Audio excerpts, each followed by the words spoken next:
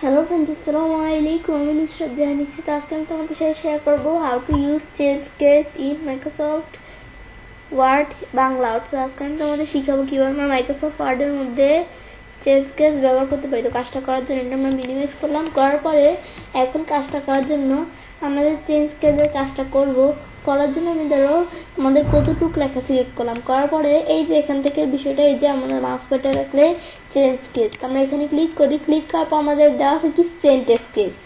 এখন আমরা আমাদের এই সেন্টেন্স কেস দেওয়া আছে না এদিকে।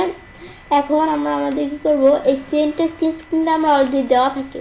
এখন আমরা সেন্টেন্স কেস থেকে লেখাটা আমরা লোয়ার কেসে নিব।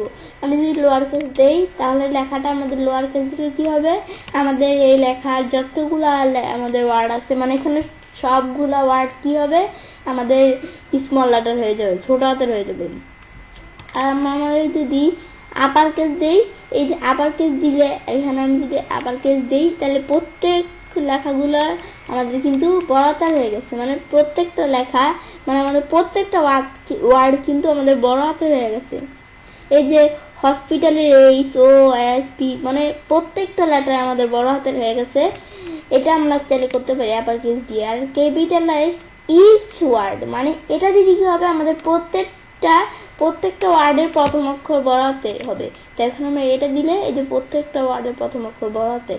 এখন আবার আমরা আমাদের যদি এখানে আসার পর আমরা যদি আমাদের এখান থেকে দেই আমাদের টোগেল কেস দিলে কি হবে, আমরা প্রত্যেকটা ওয়ার্ডের আমরা আমাদের এখান থেকে প্রথম অক্ষর আমাদের ছোট হবে। প্রত্যেকটা আমাদের এখান থেকে মানে প্রত্যেকটা ওয়ার্ডের কিন্তু প্রথম অক্ষর ছোট আর বাকি সবগুলা অক্ষর বড়। ব্যাস এই বিষয়টা করতে পারি। কিন্তু আমরা কিন্তু আমাদের সেন্টেন্স কেস দেওয়া থাকে অলরেডি। আমি যদি এটা দিই ব্যাস আগের মতো হয়ে গেল।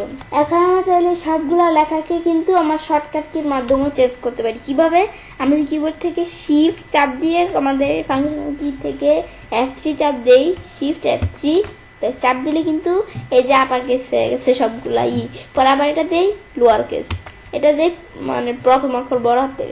এখন আমাদের আবার এটা দেই, আবার আমাদের শিফট F3 চাপ দেই।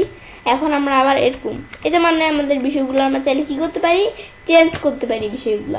তো এগুলো আমরা চাইলে করতে পারি। তো আমাদের এখান থেকে সেন্টেন্স কেস দেওয়া থাকে, এটাই থাকুক ব্যাস। তো এই বিষয়গুলো আমি তোমাদের দেখালাম ব্যাস। আজকের ভিডিওতে আমি তোমাদের এই বিষয়টা শেয়ার করলাম। আজকের ভিডিওতে আমি তোমাদের সাথে কি শেয়ার করলাম, কিভাবে আমরা মাইক্রোসফট ওয়ার্ডের মধ্যে চেঞ্জ কেস ব্যবহার করতে পারি। তো এবার আমি ছেলে কাজটা করতে পারি।